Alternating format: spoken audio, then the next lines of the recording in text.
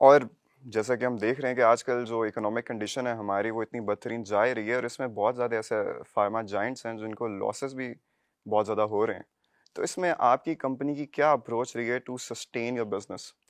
देखिए, इस वक़्त फार्मास्यूटिकल के अलावा आप किसी भी सेक्टर की बात करें, either people who are salaried, people who are doing small business और even large scale business, the cost of operation has gone much up. तो ए काइंड ऑफ एक सर्वाइवल मोड में लोग चल रहे हैं। आप अगर 2019 अगस्त की बात करें और 2023 अगस्त की बात करें, तो 124 से आपका डॉलर जो है अराउंड 300 पे जंप किया है।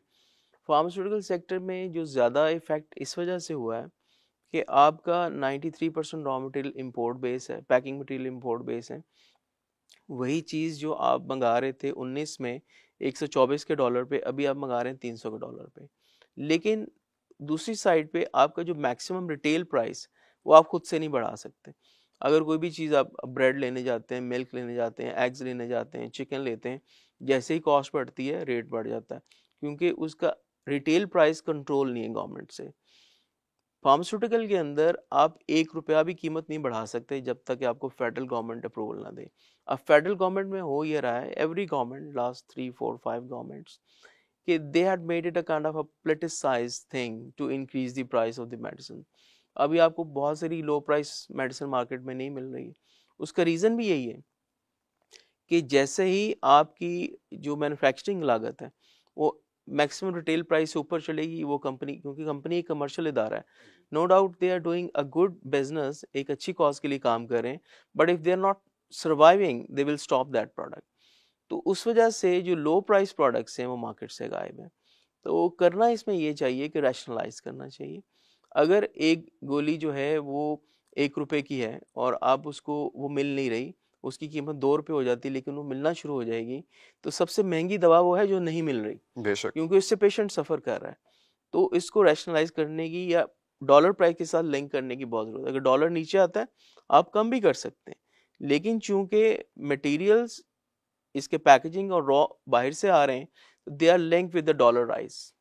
और रिसेंटली हमने देखा कि एलसीज का एक बैकलॉग क्रिएट हो गया था जिसकी अगेन सेवरल फैक्टर्स उसके रीज़न है, जिसमें से एक मेजर तो हमारा इकोनॉमिक सिचुएशन ही है। और उसकी वजह से बहुत ज़्यादा लाइफ सेविंग ड्रग्स जो हैं उनकी शॉर्टेज हो गई थी पाकिस्तान में। तो गवर्नमेंट ने तो एक रोल प्ले करना ही करना है, एक बहुत वाइटल रोल, लेकिन उसके साथ साथ जो फार्मास्यूटिकल कंपनीज हैं और जो फार्मेसीज हैं, हेल्थ केयर नेटवर्क्स हैं, इन सब ने मिलकर एक जॉइंट वाइटल रोल प्ले करना है। तो इसमें आप किस तरह का रोल प्ले कर रहे हैं और आप क्या चाहते हैं कि किस तरह इसको बेहतर किया जाए? देखिए, January and February 23 were the worst months, no LCs, no bank contracts, no import. देखिए, आपने एक चीज़ मैन्युफैक्चर करनी है और मटेरियल आपने मंगाना है। अगर मटेरियल मंगाने में पाबंदी होगी, वो चीज़ नहीं बन सकती।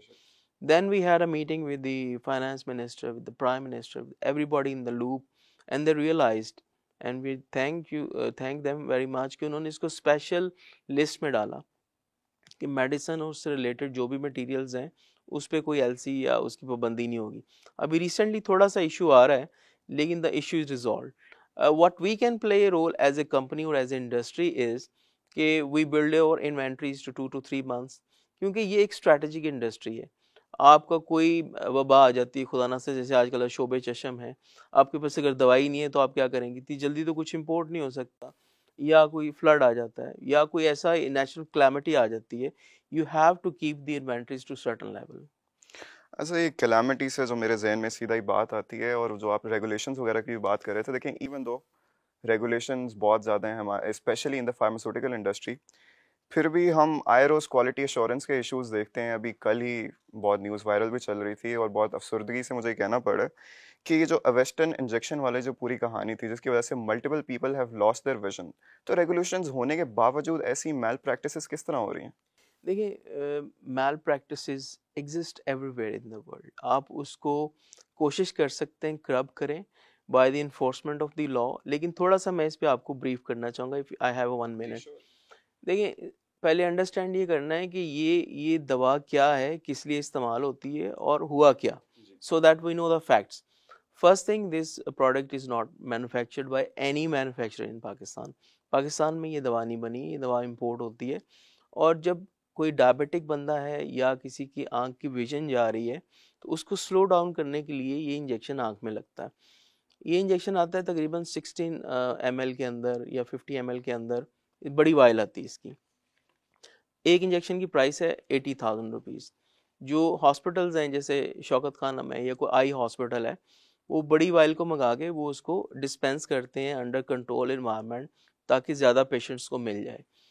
अभी कोई साहब who has done a very wrong thing illegally, not under license, not under any of the controlled environment, what they tried कि बड़ी वायल से छोटी सिरिंजें भर के लोगों को सप्लाई कर रहे थे। उनके कहने का मकसद ये था कि भाई आपको जो डोज चाहिए वो उसको मिल गई।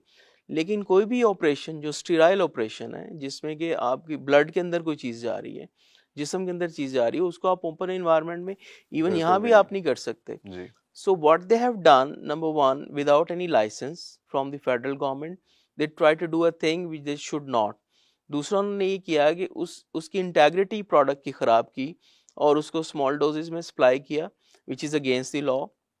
और मैंने जो देखा है काफ़ी स्ट्रॉन्ग एक्शन हो रहा है।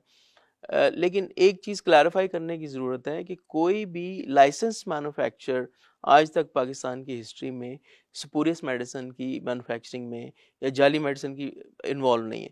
ये कौन लोग करते हैं? जो ऐसे यानी ख़राब एलिमेंट माशरे में होते हैं, छुप के करते हैं। कभी लाइसेंस लेके कोई जाली का काम नहीं करता। तो जाली का काम जो करने वाले हैं उसके लिए बड़ा स्ट्रॉन्ग लॉ है पाकिस्तान के अंदर, ख़ासतौर पर पंजाब के अंदर। उस लॉ की इन्फोर्समेंट होनी चाहिए और उन लोगों को कैफरे किरदार तक पहुंचना चाहिए।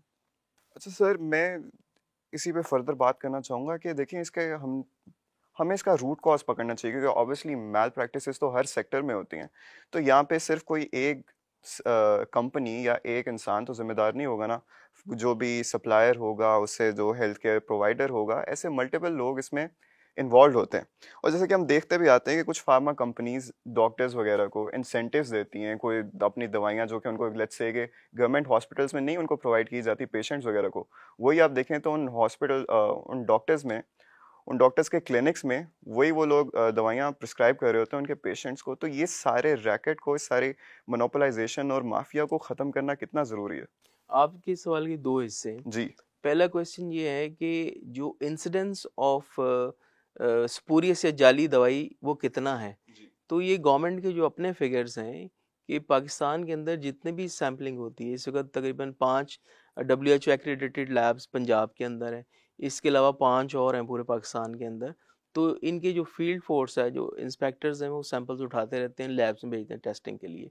लेस देन 0.3% जेली मेडिसिन का इंसिडेंस है और लेस देन 3% सब स्टैंडर्ड मेडिसिन है। सब स्टैंडर्ड में क्या है कि अगर लेबल पे कुछ गलती हो गई, एड्रेस गलत लिखा गया या गोली जो है जितनी ज़ोर से टूटना चाहिए थी वो टूट की निकल आई, डिफरेंट स्मॉल चीज़ें हैं जो कि रेक्टिफाई हो सकती। तो इसका मैग्नीट्यूड इतना बड़ा नहीं है। दूसरा आपने सवाल किया कि जो मैल प्रैक्टिसेस हैं, malpractices in every field there are people who do the malpractices. आपको पाकिस्तान में फरिश्ता सिर्फ डॉक्टर भी मिलेंगे जो कि जो जो नॉन अफोर्डिंग पेशेंट है उससे पैसे भी नहीं लेते और बल्कि उनको खुद से भी दवा देते हैं। ऐसे एग्जांपल्स भी हैं। लेकिन ये प्रैक्टिस जो है कि अगर आप किसी से कुछ अंडरस्टैंडिंग से कुछ ले रहे हैं, this is wrong and strongly discouraged.